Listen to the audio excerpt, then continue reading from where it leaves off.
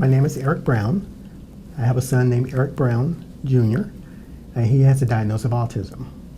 And my name is Gwendolyn Brown, and Eric is very creative. He does very unique artwork and captures the attention of the people that he's meet. He's very kind, loving, compassionate, and you can actually trust him. Go first. Well, I think for EJ, or Eric, one of the things that's been really helpful for him is to help him to develop his own independence. Eric is the kind of kid that would now get up every morning and he'll make his own breakfast, make his own bed. When he gets home from school, he does the same thing. He makes his own lunch or dinner. And even when he gets home, you don't have to tell him to do homework. He automatically does it by himself. And one of the things that's great about EJ is that you don't have to stay behind him like any other typical teenagers usually would. He already knows that he wants to follow the rules. He wants to go make sure that everything's lined up, and that includes his homework and everything else he's doing. And I think for me, when I think about his IEP and how successful it's been for him, is that he has the ability to lead his IEP meeting. We started that earlier. I can't remember what year that we did it, but for him, even to the present, because he still has speech challenges, comprehension challenges are there. But however, because he is creative, he's able to develop his PowerPoint, put it together, that include his hopes, his dreams, his desires for the future. So he leads his IEP meeting. And therefore, by participating and developing his own PowerPoint, he is able to sit down with the school team before we have an IEP meeting, and they are able to go through with him some of maybe the most important information that if he hasn't included it, then we make sure that he includes it as part of his PowerPoint presentation. So he's able now to take more ownership in his IEP. And he feels very proud doing so because Yes.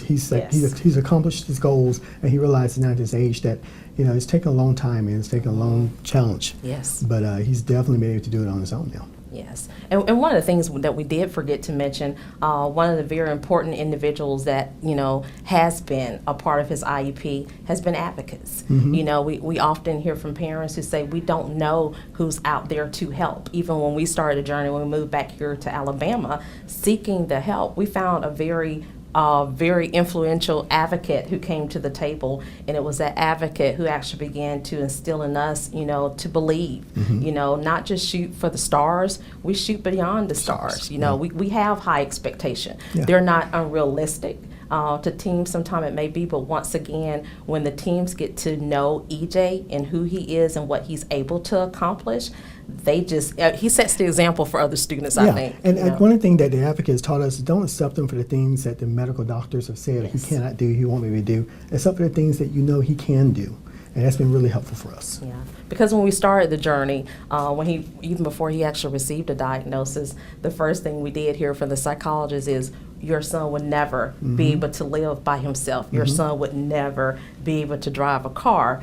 And so we went past that. And once again, with the school teams that we've been working with, we're continuing to see, because we can go to a meeting and they can say, well, Eric did such and so in class today. And we was like, he did what?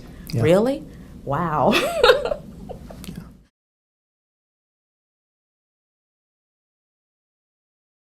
One examples we have is him pertaining to driving, his desires to drive. And so, of course, even though in the educational setting, they're looking mostly, of course, on education, academics.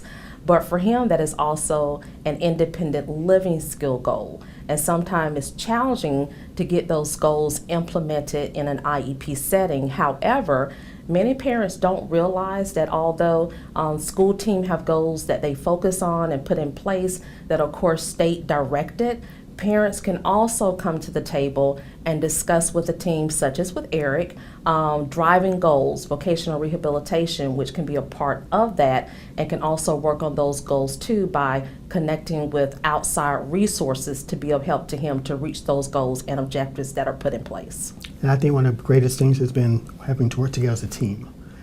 Because if the team doesn't work together, that's been the most difficult challenges. Just not being able to work together as a team to get its objectives achieved.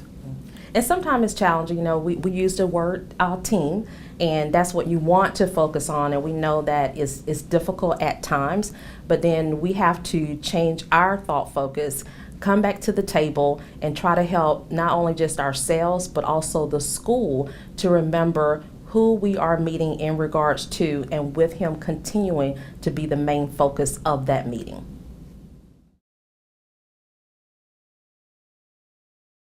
One of the challenges that we had is in his earlier years, it was very difficult to help the team to embrace our dreams, our hopes, and our visions for our son. It was difficult for them to see maybe what couldn't be seen with the natural eyes, but we knew that he possessed many gifts that needed to come forth. And sometimes, I mean, interrupt, but sometimes they want us to think that they could fix EJ. And unfortunately, with children with autism, that's impossible. Yeah, and that was one of the things that we had to work through. We remember one of our meetings that was really a very interesting meeting, because it was like they was like, well, we can't fix your child. We had to move forward, which was very difficult. It was very emotional during that time in our life, what we went through, because we were constantly having IEP meetings, more than maybe some parents would prefer to have. Some of our meetings consisted of 10 plus people at times, which is very challenging, very stressful. But the great thing about it is, as he transitioned forward in his middle school years and also present high school years, we began to really embrace and understand what teens were, because at that point, we met a team who were willing to sit down with us, take in our information, get to know our son, and their desires, their hopes and dreams began to match up his and our hopes and dreams. And at that point, we actually began to feel relief. We realized that somebody was listening to us.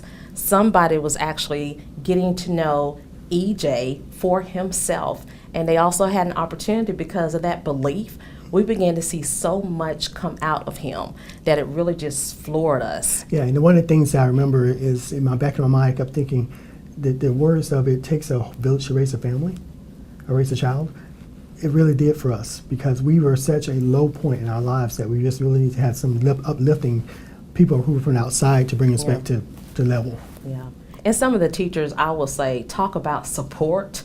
It felt incredible just to have a school team that was willing to communicate with us.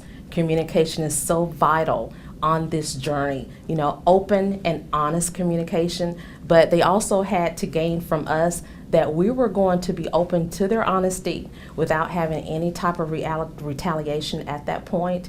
And because of that, they were willing to keep us more involved in regards to what was taking place with his educational journey. And we know that our son began to feel it, because you know, he always went to school, of course, no matter what, with a smile on his face. But then when he reached that team who believed in him and they worked with him, he was just more eager to get it. He's really happy to go to school, more so happy. He understood people there to love him and embrace him as he was. And he began to soar. Oh my goodness. Yeah, it was like he was doing work that we could not believe, and the team was just eager to tell us about it. But it was what we knew as parents, but we couldn't see it at the time. But once again, that's when we really began to embrace teamwork. And that's when we began to really put our walls down a little bit more and begin to trust educators on the journey, and realize that it's okay. They're going to mess up. We're going to mess up. We had that understanding, and it began to just become more successful. Yeah. Okay. Well, I think for us, we were probably surprised when we had the first meeting of that many individuals, and we had the special ed coordinator to come to the meeting. It was a bit of a shock. Yeah, it was pretty shocking. And then, of course, the principal. Yeah, the principal. As well as the assistant principal. We had the counselor. And the counselor. Of course, general education teachers, special education teachers, speech therapists. At that time, occupational therapists. Yeah, occupational therapists. So there were a lot there.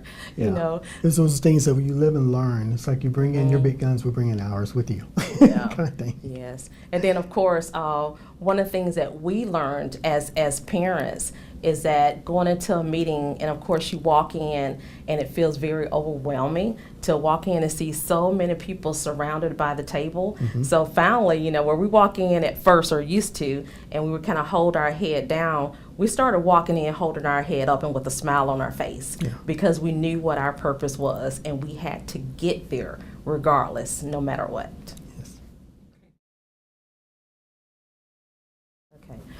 One advice that I would have for them is, one, believe but help them to achieve. Sometimes we as parents enable our children.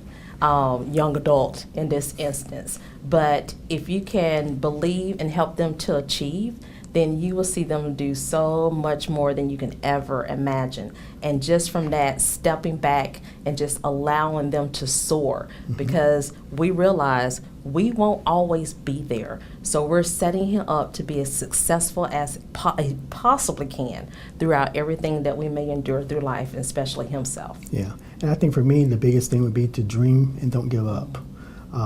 Whatever the dreams are in his life, help him to achieve those dreams, help him to be able to reach out for those dreams, give him the tools to be successful, not to have to decide on the society to make him a failure, but help him to believe that he can do anything.